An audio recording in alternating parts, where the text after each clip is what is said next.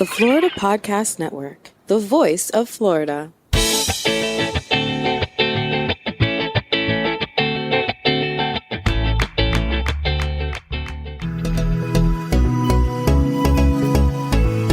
On TECHxploration, your trusted tour guides will explore every corner of Florida for the latest tech and innovations emerging within our communities. As an inside look ahead at Florida's future.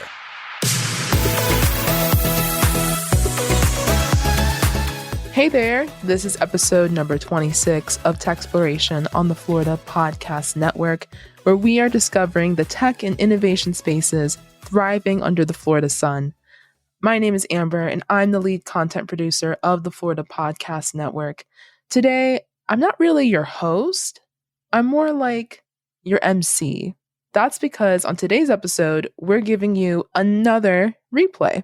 But this time, we're replaying episode 42 of Florida's Fresh Mix podcast. Okay, listen here. If you're unfamiliar with the Fresh Mix podcast, all I'm going to say is just get familiar with it, okay? I am incredibly biased, I will admit, and that's only because I produced that show, and it is my baby. It is my pride and joy. I have a blast producing that show. My fabulous host is none other than Gerard Legagneur. Yes, that is producer Jaime's brother. They do have the same last names. You are smart. And Gerard talks to so many different Floridians, a random mix, in fact, of Florida's freshest personalities. And in this special episode, we thought it was appropriate to showcase a seasoned entrepreneur, a successful entrepreneur who's behind some serious tech, specifically educational tech that's used to, well, educate our future generations. He actually talks about two different endeavors of his that are in the educational realm. Okay, I'm not going to say too much because you're actually going to hear my voice in a minute or so when I play episode 42 of Florida's Fresh Mix podcast. So again, if you're not familiar with the show, I'm just going to give you a quick rundown of how things go. Every show starts with Gerard and I talking to each other. We like to call that our opening banter. And we just kind of introduce the guest and tell people either how we met them, some of our minor takeaways, things that we think you guys are going to be interested in, but we try not to give away too much. We're not trying to spoil all the goodies for you guys. And then Gerard has his conversation. And then following that conversation, you're going to want to stay tuned because Gerard does his fresh take, which is basically his major takeaways from the interview. And that's it. So sit back, relax, and please enjoy this replay of episode 42 of Florida's Fresh Mix podcast.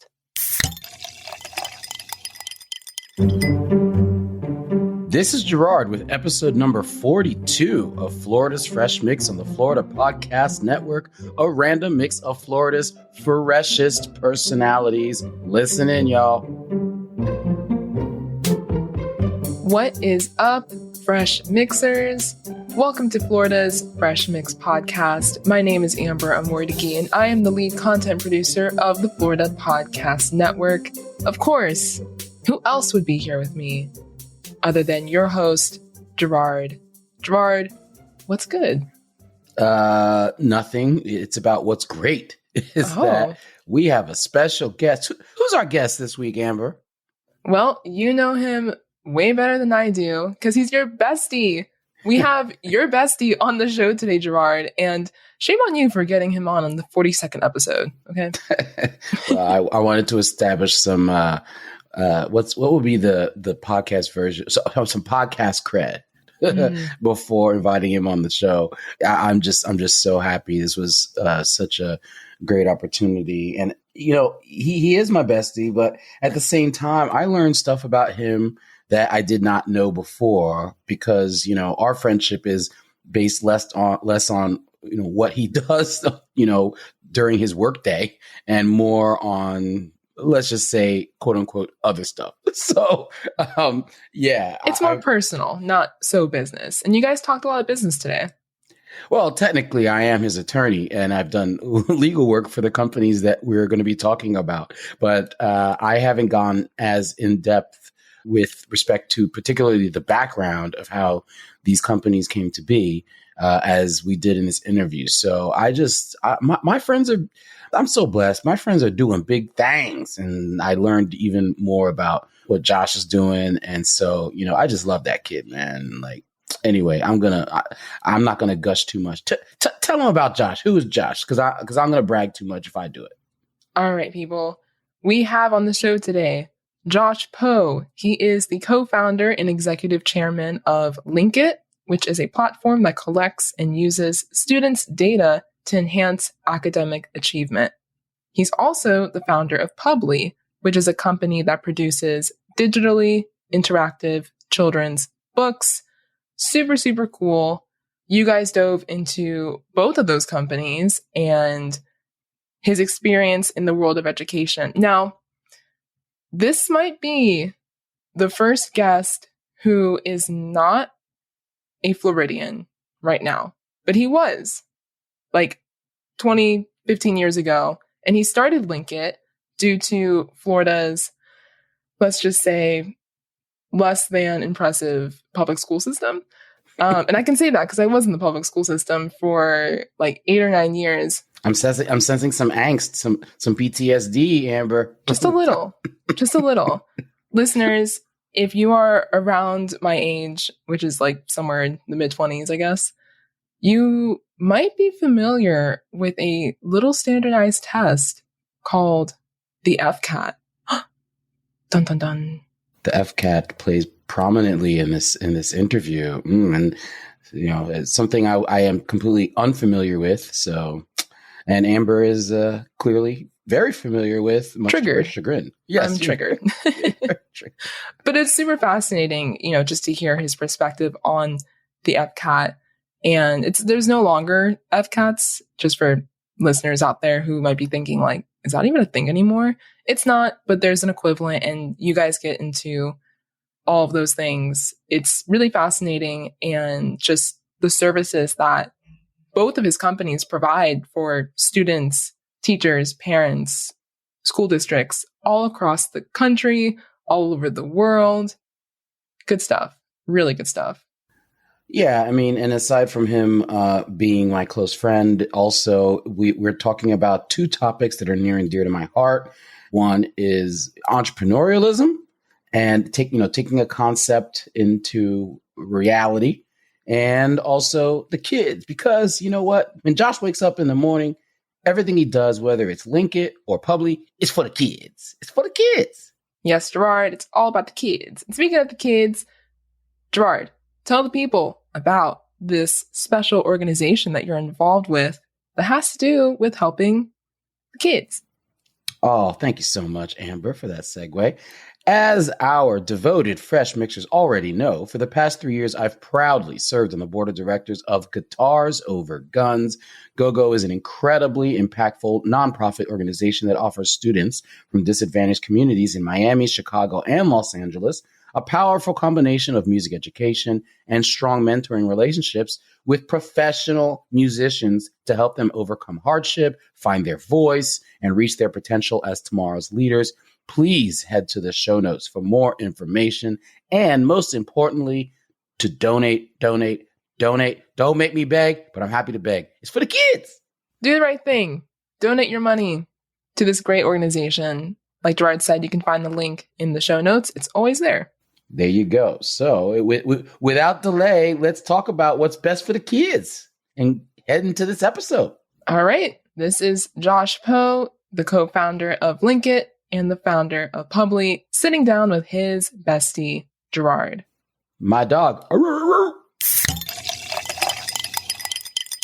Okay, Fresh Mixers, this is a first in more ways than one. So I have interviewed people that I know before, but not someone that really knows me nearly as well as this dude. This guy might know me better than anyone else on the planet other than my my family. And it's Joshua Powe, one of my closest friends of all time. We went to school together. And we'll get into how we met and all that good stuff. But first of all, I just want to welcome Josh to the Fresh Mix. Thanks a lot, buddy. No problem, Gerard. Happy to be here. All right. You might be happy now, but let's see how long that lasts. Because don't worry, I'm going to try to tamp down my ignorance level to like an 8. That'd be most appreciated. Thank you. Well, listen, no, in all seriousness, we're going to end up talking about some very serious and important Florida-related topics and topics involving education and otherwise. But first of all, Josh is an entrepreneur. He's an education expert. He's the founder and CEO of LinkIt, and I will let him explain to you what LinkIt does. I understand what it is, but I'd rather hear it from the horse's mouth. And also another company called Powe, which produces interactive stories and children's books for kids, mostly, kind of somewhat older, maybe 7 to 12. But we'll get more into that later. I want to talk to Josh to pick his brain about education, and he's very well versed in the Florida FCAT system and the challenges there, and so many other things. Being an entrepreneur, he's just got a wealth of knowledge and experience that I'd like for the audience to glean. So, having said all that, Josh, how did we meet? Well, as you may recall, Gerard, you and I met freshman year of college at Harvard University. I can't recall whether we were in the same dorm or not. I believe the answer is yes, right? Were we in the same dorm? Not only were we both in Thayer, in the yard, Harvard Yard. Yeah, we were both on the same floor. I think we were both on the 4th floor. And your roommate was Ray, and then I had 2 roommates, Brian, and I think his name was maybe Mike or something. But anyway, yeah. So I think we were actually even on the same floor. Yeah, I do. I do recall that. I assume that that's not the particular connection that you're talking about. Is that? It's an open question. I mean, I don't. My mind is kind of foggy as to the first time we actually spoke. I don't know. Yeah, well, look. I mean, I remember one of our early interactions. Whether it was truly the first or not, I don't know. But was at a meeting of what was either the Black Men's Forum or the Black Students Association. I can't recall which, but as a light-skinned brother myself, I typically stood out in that crowd. And I do remember you approaching me and, in effect, asking what my motivation was for being there. Well, in my defense, I was thinking to myself, wow, what a great guy. I keep seeing him at these events. What an ally. That's good people. I'm going to go up and talk to him.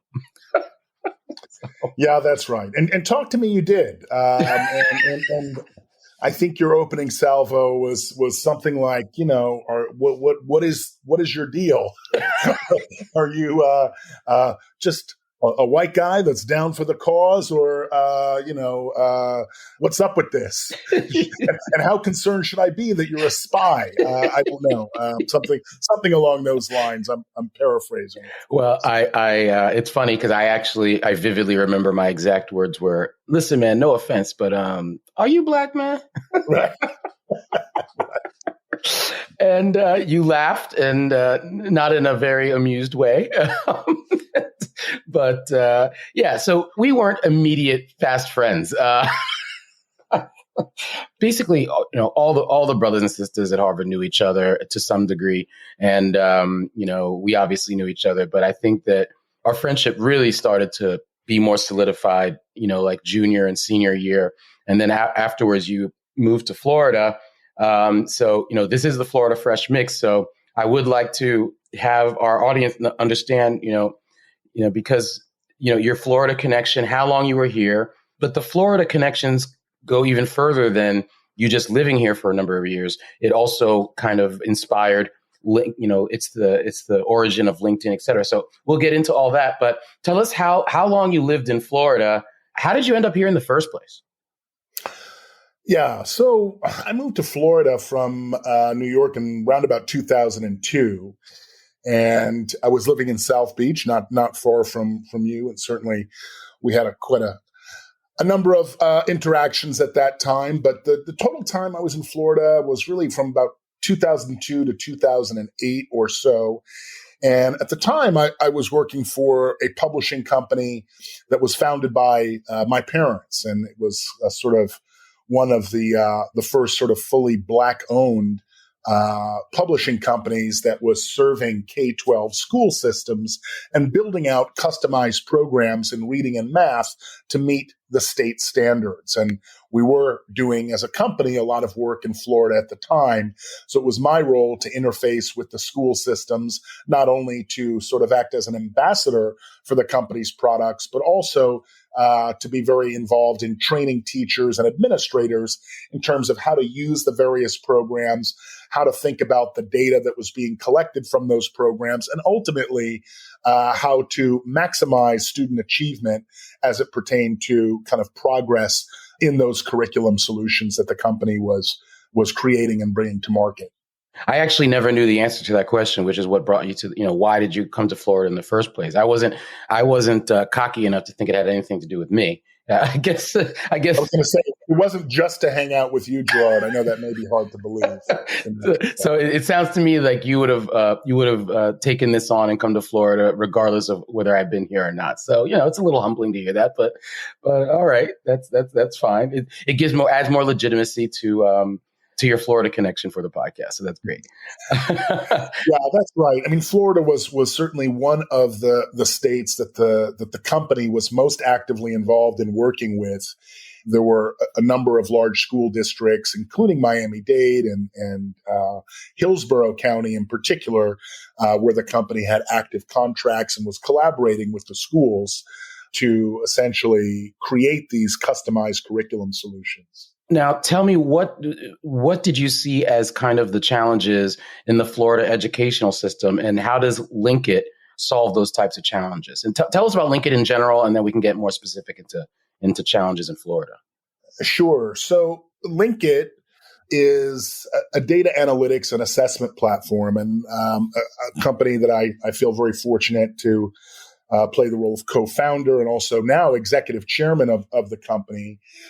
Really started round about the time that I was in Florida working with schools specifically. And essentially what the company does, and I'll just back up a little bit before I get to the kind of Florida origin story, is we build analytic systems that are designed to help schools collect and analyze their data.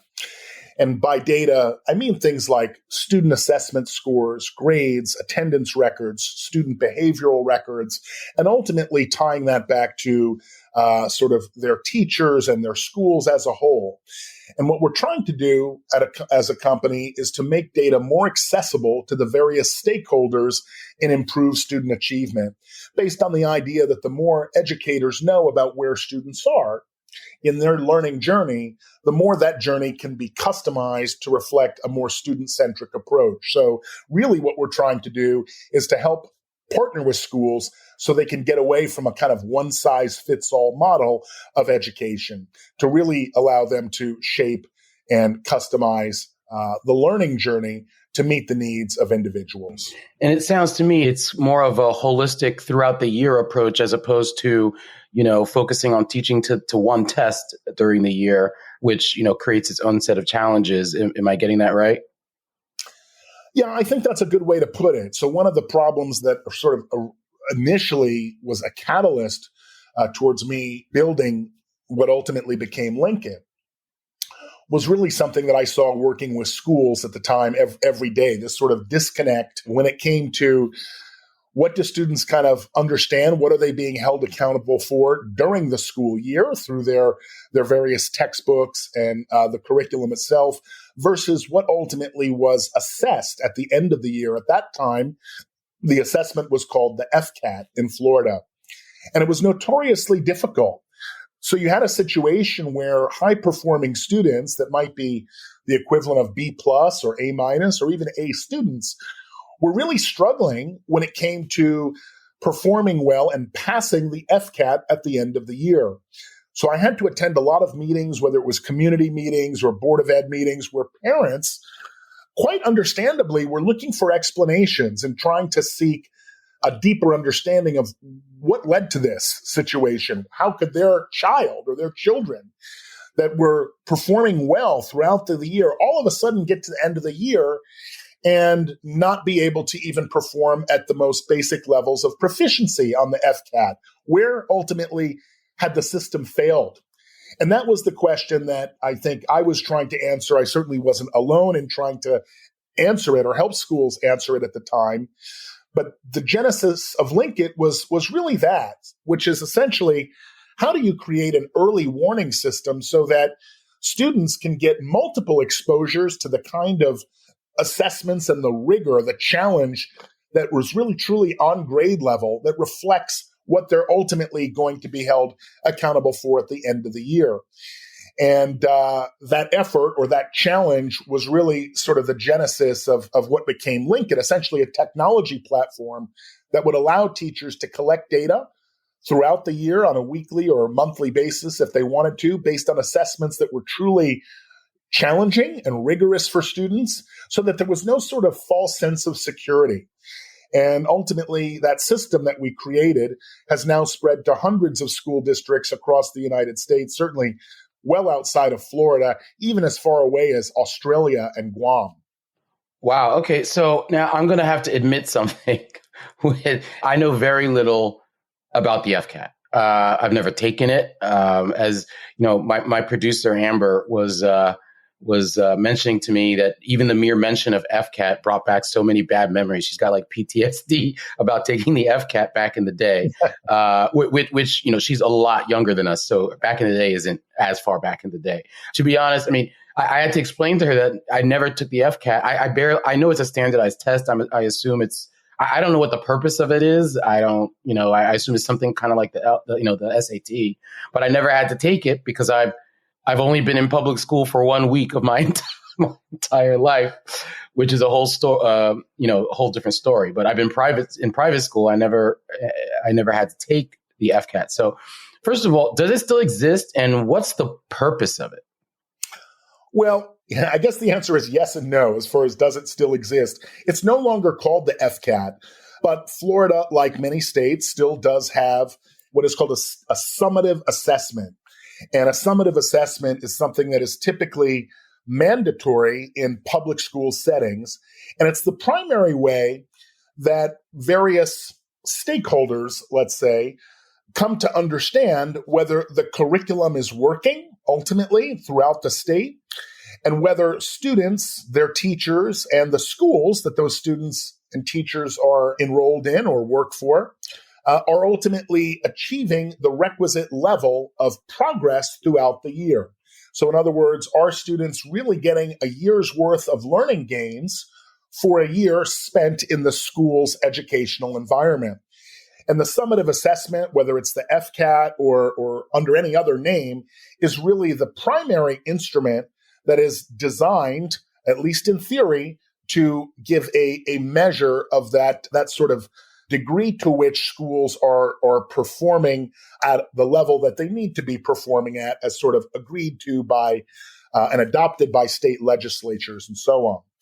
So I believe that the current Florida assessment, I think it has a more generic sounding name. I think it's the Florida Standards Assessments, but the premise is really fundamentally the same. Is essentially, as I said, are students meeting that bar that's been established by the state for proficiency across the standards? In other words, the curriculum expectations, the learning expectations that have been established and theoretically implemented across all public schools in the state. And were you able to, compile the data and figure out your initial query, which was, how could someone who's B+, A- student do so poorly on these standardized Florida tests? Is there more visibility? Yeah, I think so. I mean, one of the things that we found quite early on in that work was that a lot of the sort of grades and the sort of softer measures of student learning were quite frankly, inflated, right? And not necessarily based on sort of a purposeful campaign or sort of a conspiracy to inflate student grades. But the simple fact was the level of rigor that students were being assessed on or judged by was different than what the expectations were on the FCAT at the time. In other words, the FCAT was a much harder assessment, a much tougher test. And therefore, students could do reasonably well in their coursework and, let's say, other smaller assessments like a unit test or a quiz or a chapter test at the end of a chapter in their textbook. They could essentially ace that test while still ultimately not really being prepared for the level of questioning that they ultimately would have to encounter on the FCAT. And that caused a real disconnect. So I think in large part, it really was a question of rigor. And I think what we also came to understand, and this is something harder to prove, but easy to speculate about, was that it seemed that the textbook publishers, the makers of the curriculum materials, also, in a sense, had a vested interest in keeping their own assessments, let's say that unit test that I talked about, relatively easy, because that created the perception that students were learning as a result of being exposed to the textbook from a particular company, right? So again, not to breathe too much life into conspiracy theories here, but it was clear that there was sort of a misalignment of incentives where you had textbook publishers that were for profit and driven to maximize shareholder profits, which ultimately means selling more books, versus ultimately a state accountability framework where the goal was to have kids that maximize their educational potential. And the sort of assessment component of those two disparate goals or initiatives was not well aligned. And those publishers, in effect, had an incentive to make their assessments relatively easy because that continued to feed the perception that their materials were working very well for students, when in fact, according to the bar set by the state, that was not the case.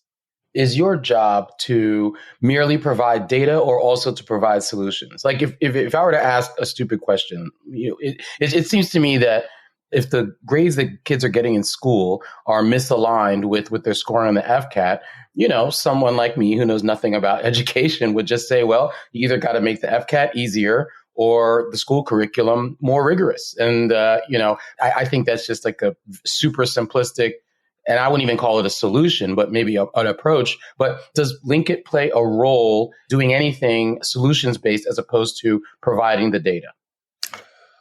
Well, I think that's a really, really good question. And in some ways, we believe that the data is the solution. And essentially, you could rephrase that to say knowledge is power. That ultimately is sort of our philosophy, where we're trying to, as a company, remain relatively agnostic about exactly what schools should do with the data. Right, that's what I'm driving at. Yeah, we certainly have ideas. So I think part of the solution is, again, having this kind of a mechanism to have an early warning system. Back in that era, when I was working in Florida, people often used to say that the FCAT is kind of like an educational autopsy in a way.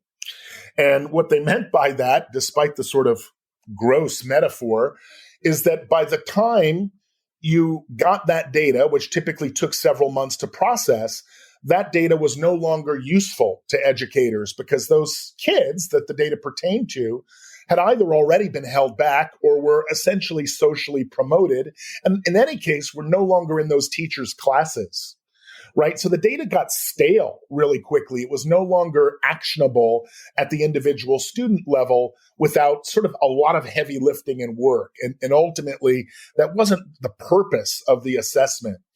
So when we think about solutions on the LinkIt side, we really are trying to empower educators with more timely access to relevant data that is based on rigorous assessments. And that goes to your point about making the curriculum, making the sort of instructional materials, the daily work, the daily lessons that students are exposed to more challenging, more rigorous, more engaging. ultimately based on the idea that that will lead to better outcomes on the FCAT or any standardized assessment without having to teach to the test as such. Okay, that makes sense. And now, you saw an issue, you saw a problem. What it sounds like to me is it didn't come to you in a dream, right? You were out there and you were talking to people. Then you said, I need to start a company to deal with this. Explain how you actually physically did it. Because to my knowledge, you're not, some data, I don't know, for lack of a better term, data gathering expert. I don't know. Maybe you are. I have no idea. You're smart as hell. So I'm just saying you saw an issue and you're just like, people don't just wake up and say, okay, I'm going to start a company. And then the company is just there. Okay. How did you actually make it happen? Help me inspire some folks to understand what it actually takes to bring something from concept to actual existence. Well, I imagine, like many such stories, Gerard, the truth is probably messier and less elegant than sort of the fictionalized aspect of it, or the sort of romanticized aspect of starting a company. We don't need to know how all the sausage is made and give up any proprietary secrets, right? I'm just saying. Yeah. So, but as you said, it wasn't sort of a one-time epiphany. I didn't have the idea in a dream or in the shower, and just decided that I absolutely had to do that thing ultimately, which became LinkIt. It came out of my experience in the trenches, and I think if anything, I'm sort of a relentless problem solver. And I try to, when I see issues or whether it's inefficiencies or people really struggling with aspects of their sort of daily work, or whether it's or it doesn't have to be work necessarily, it could be personal things. Those are things that I try to address. And I've always had an interest in technology for as long as I can remember, but I'm not a coder. So to your point, I couldn't conjure LinkIt up out of the ether, but I felt that I had a clear enough idea at the time to engage other more competent, more skilled people that would help me build what initially became LinkIt. So I hired some developers initially and was exploring different concepts for how I wanted to create this platform.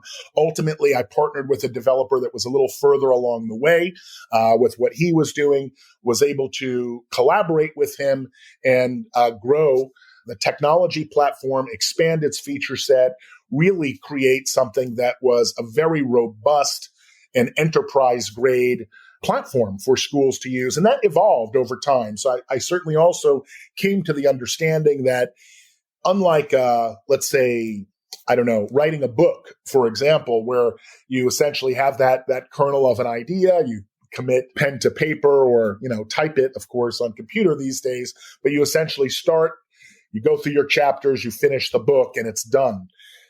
Building software systems, very different than that. It really is an ongoing process, and the best systems are never done. They're constantly evolving and changing and improving, ideally based on user feedback. And that really was, I think, the hallmark of some of our early success at LinkIt, as well as the sort of continued journey that we went on, is the sort of relentless listening to end users. What do they want? What do they need? How do we make data easy to understand for teachers and for administrators, while still making it powerful, making it insightful, making it deep? So really wanting to kind of establish a mechanism to make the data accessible without sort of dumbing it down, while still really showing what is possible. Why should anybody even care about data? And that's something that we've invested a lot of time and thought into, and really, I think, has kind of defined us from the very beginning, when I kind of said, look, this is a problem that I'm committed to solving. I'm going to put the right people around me to help me do that, and just learn from our mistakes. Certainly that humility is a big part of it as well. You always have to kind of, as the expression goes, fail forward. So if you're going to make a mistake, you want to learn from that mistake, and ultimately that propels you to the next step.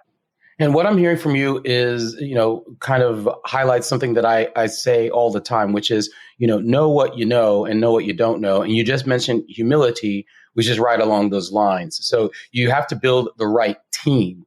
So if you were to give advice to people, How concerned do you think people need to be if they're starting a business about getting the right team off the bat? Or do you see it more like the NBA where the owners are trying to get the right players, but they switch them in and out as they go along to try to, create the best team over time, right? I mean, how concerned do you think that people need to be to get it right the first time? That's an interesting one. I'll answer it like this. I don't know that there's a right answer there because sometimes you need to make forward progress. You don't always have the luxury of having a team of all-stars. That being said, having A players on your team is better than the alternative. You just don't always have that luxury. And I think, if I were to sort of broadly give guidance on that, I would say, don't let sort of the perfect be the enemy of the good, right? Like if you have good in hand, you feel like you've got a good team that can propel you forward.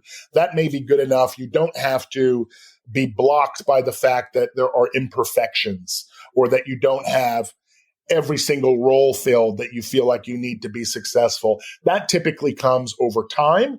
And as you gain more success, obviously you have more influence, you've got more resources, you become a more attractive company for people to work for. So I would say that you don't necessarily need to have an all-star team right from the beginning, but you do want to think very carefully about that team composition, particularly anyone that you're going to go into partnership with. You really want to make sure that you've got the right partners, that you don't give away your equity in your company too quickly, or at least until partners have proven themselves to you over time. And by partners, folks, sorry to interrupt, but by partners, folks, this is the corporate lawyer coming out. We are talking equity, meaning people you give ownership of your business to, shares, however you want to put it. Okay. So I always tell my clients that's the last thing you want to give away. And when you give it away, it better be to a person who damn well deserves it and for a damn good reason. So anyway, go on. I think that's right. It's easy to give it away. It's hard to take it back. So you got to make the right decisions there. That's right. That's right. Great advice. Great advice. Okay. So listen, you must have done something right. I mean, LinkIt works. I mean, you started the company around 2004. LinkIt is currently working with over 450 school districts around the country. You're working with customers not only in the United States, but around the world. So it's, as far away as Australia. So that's quite an accomplishment. Did you expect that idea you had so many years ago to be, this widespread and this successful? I think in some ways, yes, and in some ways, no. I mean, at the time, LinkIt didn't have a lot of competitors. Now, I think, as I said, I wasn't the only one to see this gap in the marketplace and to kind of come up with the idea that if teachers had access to better assessments and better data, they could ultimately be better advocates for their students and better guides along that educational journey. While if I didn't think LinkIt could become important, I wouldn't have started it. So in some ways, the answer is yes. I always imagined that I could build something that would matter. But as far as the specifics of it, that we would be working with hundreds of school districts and some as large as 1 million students and in these far-flung places across the world, that's not something I thought of, 15 years ago. It really was beyond what I was reasonably able to foresee. Excellent. And I don't want to dwell too much on the answer to this next question, but I have to ask because it's pretty obvious. With all of the in-home learning that had to take place during COVID, how did that create challenges for your business? Well, I think, to be honest, it probably created a lot greater challenges for schools and parents than it did for our business. Our business remained fairly stable during that time. There was still a lot of interest in data, particularly because students were now at home, disconnected by and large, from their schools, from their teachers. So there was certainly an interest in trying to get more transparency and understand how students were progressing in those years or in that time frame where they were largely outside of the school building. So that was really an unprecedented challenge for school systems to have to undertake. But they were also concerned with how do we get the basics of the sort of instructional delivery to students via remote. In some cases, schools were responsible for making sure students had lunch, right? And had meals if those students met certain criteria. So these were really big time issues, mission critical issues. Data, I think, supported the ability of teachers and administrators to be more effective. And ultimately, that was a good thing for us as a company, a net positive. There was also a lot of interest in understanding and quantifying what the impact of being at a school actually was on student learning. And that's an area where we were able to provide, I think, a lot of support for the school districts that we were working with by customizing data analytics and reporting so that they could actually measure what the impact was on student learning for that time spent out of school. And certainly, as I think everybody well knows, there were a lot of very real challenges there with respect to being able to keep pace with sort of pre-pandemic results and learning gains. Did you see any increases in the demand for your services during the pandemic because of these challenges?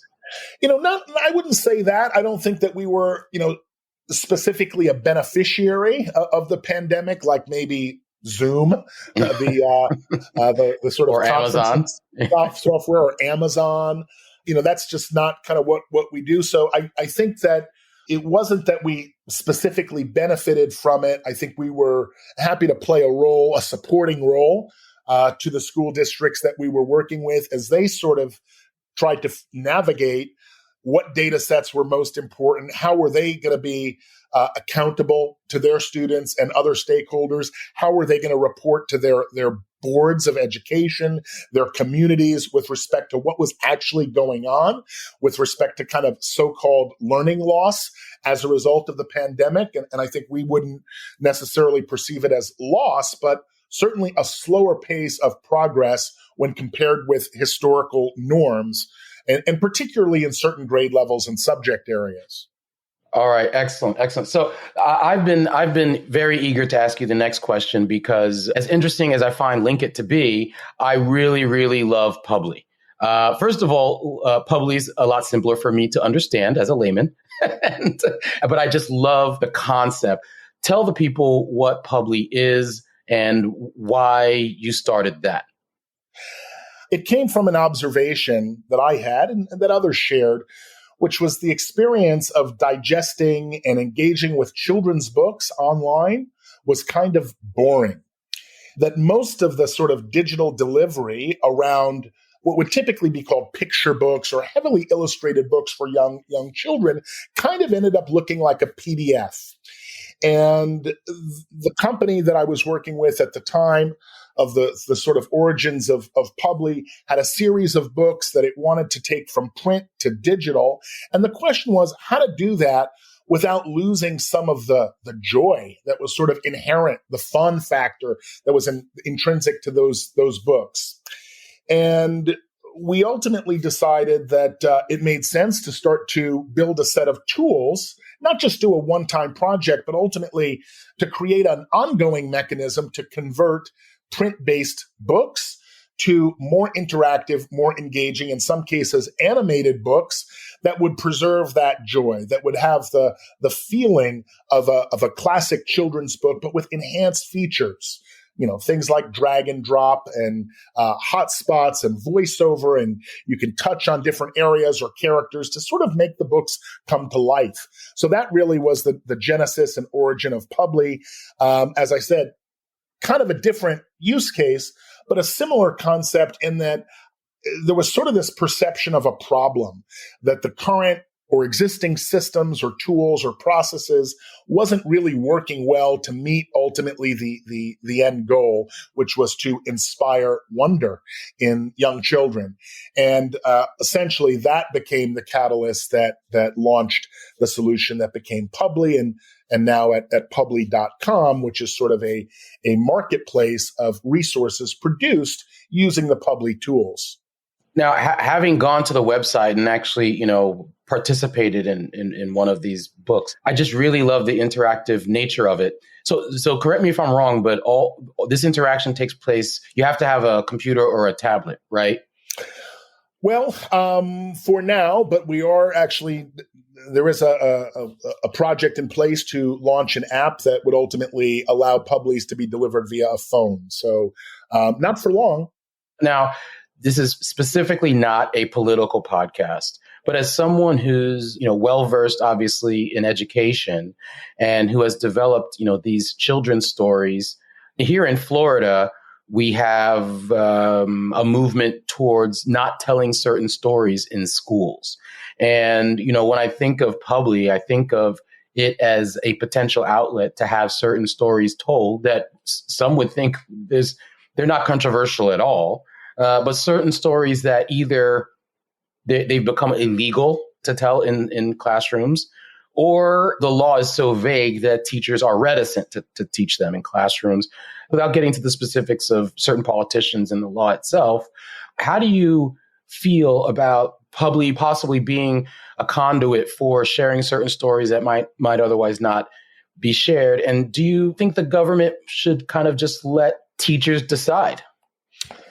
Wow, a lot to unpack there. I mean, I'm not sure that from a Publi standpoint, we take a specific position on that. I'm asking for your position, not just. Sorry, I should have been clearer. I'm asking what you. Yeah, I think that while Publi is a resource that is, I think, in general appropriate for schools, we're really hoping that parents embrace it, and ultimately, parents have control over the types of resources on Publi that they want to expose to their children, or that they want their children to be exposed to. Ultimately, they're kind of the payer and can select the resources that they believe are relevant and appropriate. So to the extent that there are stories there that students or children may not be exposed to in school, absolutely there would be a mechanism for parents to access some of that content on Publi. So I wouldn't say that that's explicitly what we're trying to do, but we are trying to empower parents and students themselves to engage with learning content in a way that, as I said, really does preserve the joy of learning.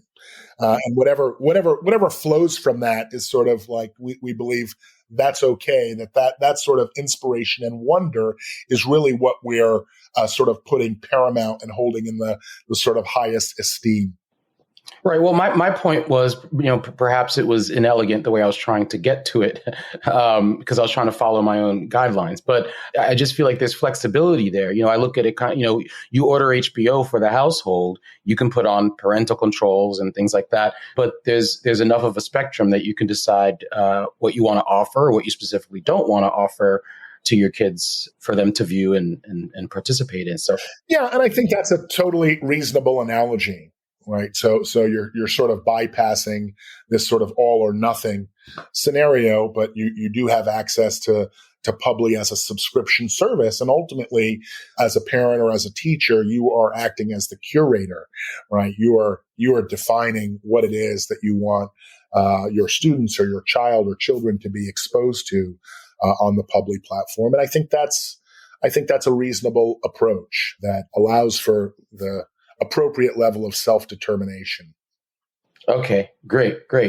So we're having this conversation, sadly, in light of the unexpected passing of one of our classmates who was, I think, a year ahead of us. And I don't, let me just say that I don't want this question to be too macabre, but it struck me that the funeral took place in New York, and I was not able to attend, but you were there, and you were texting me about all the close friends that we have that showed up. They showed up, and it kind of was regardless of class. I mean, we all knew each other, right?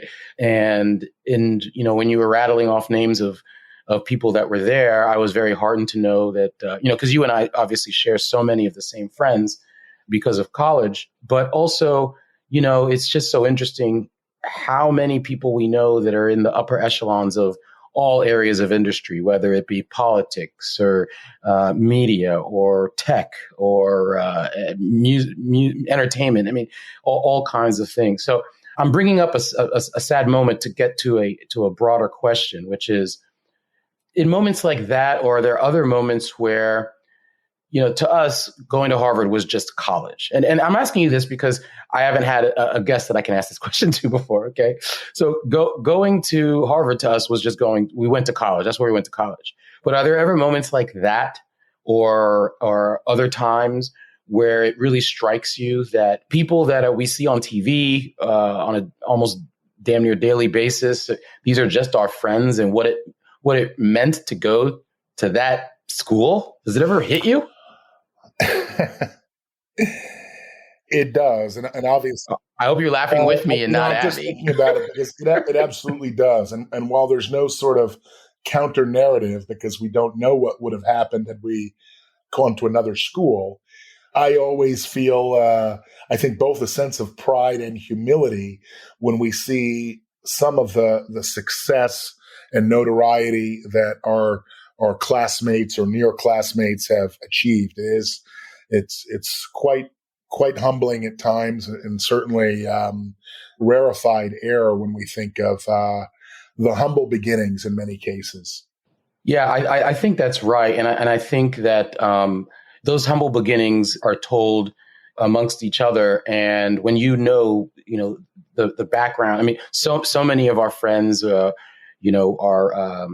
first generation immigrants or first generation children of immigrants. My parents came from Haiti, both of them, and there's stories like that. There's stories of people who came from slaves how many generations ago, and they're the first ones to even go to college, let alone Harvard. You have stories that we've heard from our friends, quietly throughout the years, and then you see them doing all these big things. It's a bit overwhelming and humbling at the same time.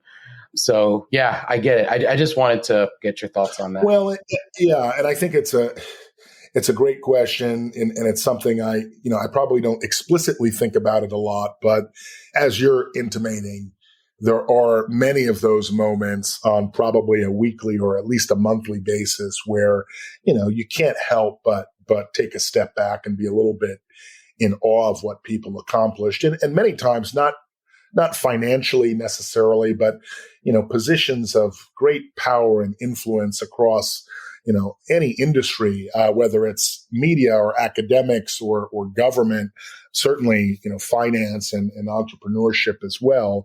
It really is a very, I think, diverse spectrum of accomplishments that people very close to us have been able to attain. And I think it certainly is another one of those factors that I think helps propel me forward and, to continue to on this entrepreneurial journey that I've been on, because there are so many great examples of people that have broken through, and that's exciting and gratifying on every level. Definitely. I completely co-sign, brother. 100%. Now, I purposefully avoided, for my sake, and because I don't know what would ever come out of your mouth, although we could also delete it, but I love my girlfriend very much. I don't want to, I purposely avoided talking about our years in South Beach. All I will say is this. I mentioned my girlfriend, Gigi, who, you've definitely elevated your status as my friend, because were it not for you, I wouldn't even know her, because I met her at your home on the 4th of July 15 years ago. So thanks for that, buddy. Let me just say that those were the best years of my life. It's kind of like when we used to watch the show Entourage. And even when I watch it now, it brings me joy and it brings me pain, because I'm like, yes, those are the good old days. But you get older and you move on and you evolve. But wouldn't you agree that those were some really good times without getting me in trouble? Yeah, we had a lot of fun. There's no question about that. I mean, I think it was certainly a different time where the personal priorities were different, but the sort of camaraderie that was possible in that era was something that I look upon with a nostalgic sense of peace of mind. Let's say it was a good time that I remember fondly. Yeah, definitely. As a matter of fact, I do have a funny Gigi story, by the way. Oh, which you're going to tell me offline, I assume, or right now? I mean, is this what is it? NSFT or NSFW? No. I think it's appropriate. All right, tell me immediately. All right. Well, it was probably about 10 years ago before you got together. I got a call from Gigi, and she said, Josh. I don't like this already. Well, this is maybe not going where you would imagine in your worst dreams. She said it wasn't a late night call or anything, just a normal call. All right. And she said, Josh, I'm looking for a new job, and it would be great if you wouldn't mind helping me out and taking a look to kind of polish my resume. And I said, oh, okay. Yeah, I'd be happy to do that. No problem. She's like, it would mean so much to me. I'm like, well, why do you put it that way? I mean, as a friend, I'd be happy to do it, but why me? She's like, well, I mean, because it's job oriented, and if the founder of LinkedIn reviewed my resume personally, it would just mean a lot. And that really cut me down to size because I said, oh, I'm sorry, Gigi, I'm not the founder of LinkedIn. I'm the founder of LinkIt. Two totally different things. I'm not sure if you still want me to review your resume, but I'm happy to do it if so. Otherwise, I understand if you want to seek a more qualified resume reviewer. So, she was, I think, quite amused by that. And I was, just a little bit humiliated. I really felt she was honestly seeking my advice, but turns out not so much. Well, look how far you've come, buddy. Look how you've come. And here we are. Here we are, 10 years later. Wow. Did you end up reviewing her resume? I believe that I did. Yes. That's very kind of you. Co-founder of, not even founder. I just found out you're co-founder of LinkedIn. Right. I'm a humble person.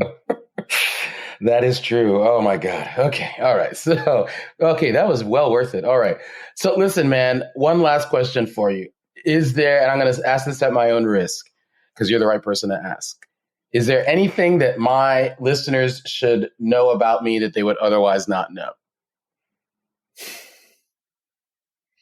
And watch it because I know where you live.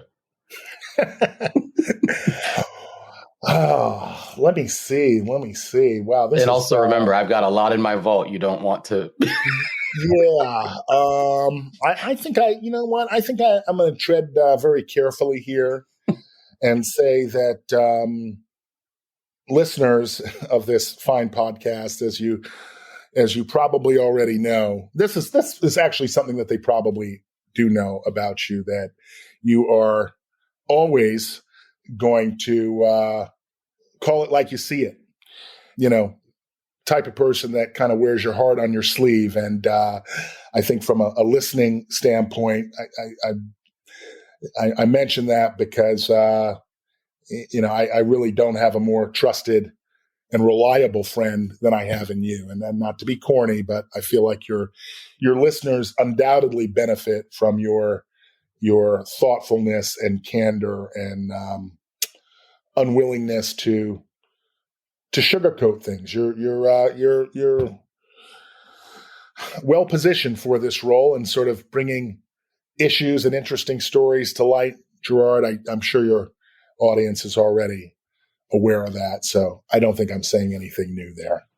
Well, I really appreciate that, buddy. And obviously the feeling's more than mutual. That's why I feel, among many, many other reasons. Well, there was that time we went to the club and, well. Okay. All right. I think you're getting disconnected because that could lead to an immediate breakup. So actually, I don't even have to say might. But no, listen, in all seriousness, feelings more than mutual, buddy. And you've been there for me in ways that that are so above and beyond. My kindness to you is only just to find some way to try to repay you at some point. And our compatibility is pretty bonkers. And so I could say the same to you. So I appreciate that without getting too emotional. Moving on to business. Before we go, do you have any events or anything else coming up you want to promote while you're here with me on the mic? Nothing explicitly, Gerard, but certainly if you're in the the business or the vocation of education, if you're a teacher, if you're an administrator, and you care about understanding and using data, I'd love for you to check out LinkIt.com, get a better sense of the work that we're doing around making that data more accessible, more relevant, and ultimately more actionable. Check out LinkIt.com, LINKIT.com. And if you're a parent at home looking for quality educational materials that are going to keep kids engaged, certainly Publi.com is a great place to go. We'd love your feedback on either front. So thanks for the opportunity. And thanks for the questions. Some hard-hitting stuff here. Yeah, I do my best. And but before I forget, obviously we're going to include those links in the show notes. Is there any other anything else you want to share about where people can find either LinkIt or you or Publi on social media? No, I mean we are on social media, on LinkedIn, but the best place to go is just our actual website. So. Okay, you mean the company that you did not found? LinkedIn. Yes. LinkedIn. No. That's correct. Yes. Okay. I had nothing to do with the founding of LinkedIn, just to be clear. All right. Although I am a user. So. Yes, you are definitely a user. No, that was a joke. You know what, Gerard? Okay. Look, you know what? You and I are like always in a Mexican standoff because neither one of us can ever like actually piss the other off because we have too many goods on the other one. So let me just say I'm sorry. And let's end it. Apology accepted.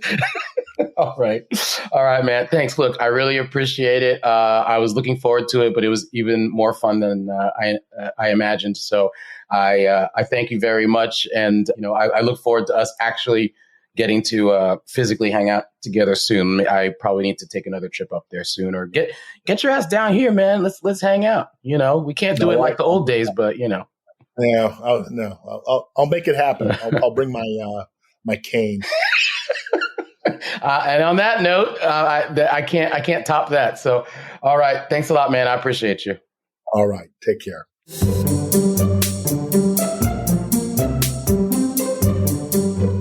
First of all, for all y'all podcasters out there, people who love podcasts, let me tell you, podcasting is such a beautiful medium for so many reasons. But it has given me the opportunity to interview my best friend. And I'm not trying to, annoy my other, I'm so blessed to have so many amazingly close friends out there. So I'm not trying to annoy anybody else out there in the ether who might be listening to this. But my point is that Josh knows me better than anyone else on earth, period. And I'm talking about family members, my own sister, who's the producer of this show. He knows more about me than anyone on earth. Some people come in a close second. I'll give you that. But podcasting has allowed me to bring him on the show and learn even more about him, where previously I thought I knew damn near everything, right? I'm thrilled. I think you could see how happy I was to interview him. And we also got into some, serious topics with respect to education and a lot of topics relating specifically to Florida. And I think all of that is great. And as you've noticed, there continues to be a through line with so many of our guests, which is entrepreneurialism and how to take an idea and make it a reality, and how to make a living off of that. And it was very special to me that we got to talk about children and education. I got to learn about the FCAT, which I've never had to take, and his motivations behind doing what he's done. He's got such a good soul, such a good heart. And let me tell you, the homeboy is brilliant. And I'm proud to say that all my friends are brilliant. It's kind of like being brilliant is just a through line with all of my friendships, particularly because I made the vast majority of my closest friendships at Harvard. So it's like, yeah, okay, they're all super smart. That's like a given, right? But then they're also mad cool. And when all of your closest friends are super smart, and that's just a given, so you can, talk about 90s hip hop 1 second and Nietzsche the next, that's a blessing, which I guess I have to thank my dad for tricking me to applying to go there, which we've talked about in past episodes. Yeah, he really did trick me because I had no desire to apply to that school. But anyway, I digress. You heard the interview.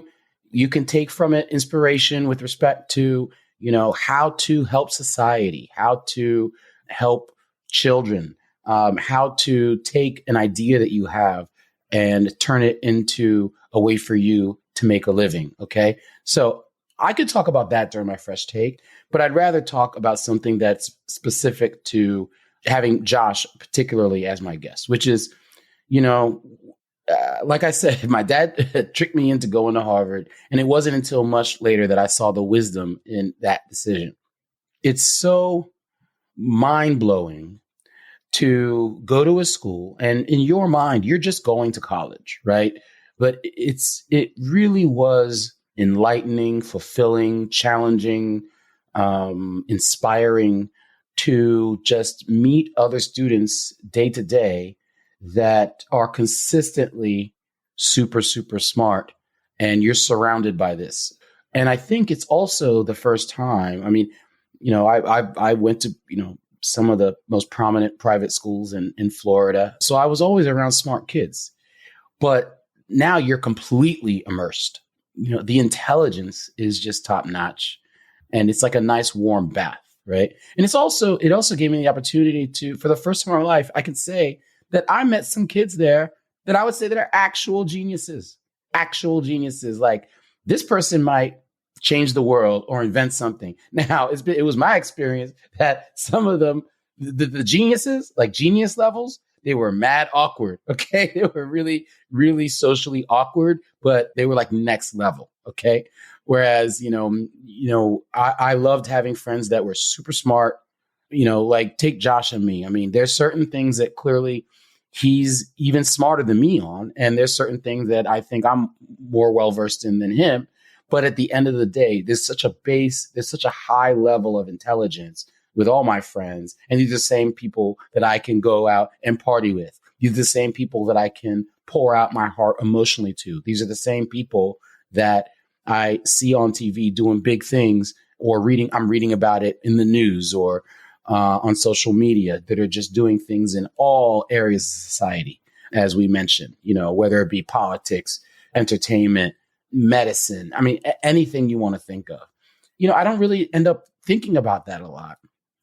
So the only time my father ever deceived me in my entire life was a strategy that has likely changed the trajectory of my bloodline for generations, because he convinced me to do something for the benefit of myself that I would have not otherwise done. Had it not been for my dad tricking me, I would have never met Josh.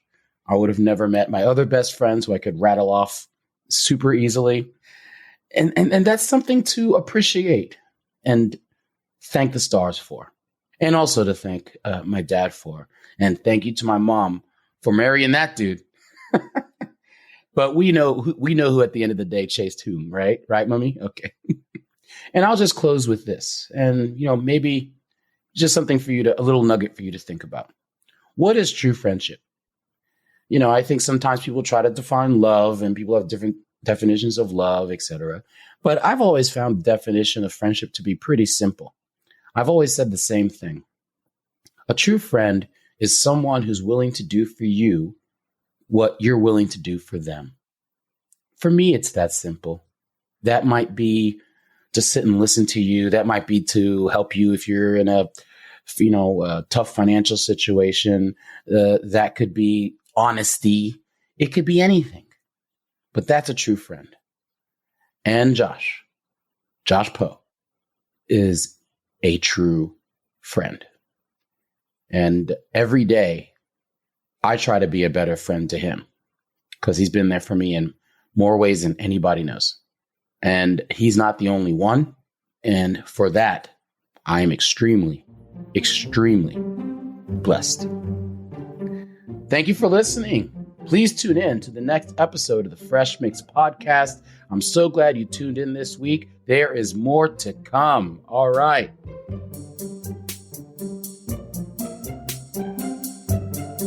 For details and show notes about today's show and our guest, go to freshmixpodcast.com. The Florida Podcast Network has a closed Facebook group exclusively for super fans of their shows. Just search for FPN Insiders on Facebook to leave us comments, get early scoops, contests, and other special treats. Or you can just complain about how Florida, let's just say I've worked in New York and lived in New York, and I've also worked extensively in Florida. And this is going to be a generalization and perhaps a stereotype. But Florida takes business a little bit more lax. Maybe we could do a little bit better with the professionalism down here in Florida, y'all. And I have seen some dramatic improvements, particularly with respect to the development of the business areas downtown and other places. We need to step it up as far as our corporate culture. I think we're on the right path, okay? But, let's get more serious about, how we treat people in the workplace and showing up on time, getting projects done on time, and that type of thing. All right, come on, Florida. We can do it. We got this. All right. And be sure to visit all the great shows on FloridaPodcastNetwork.com. Keep catching Who's Fresh in the Florida Mix with Florida's Fresh Mix podcast.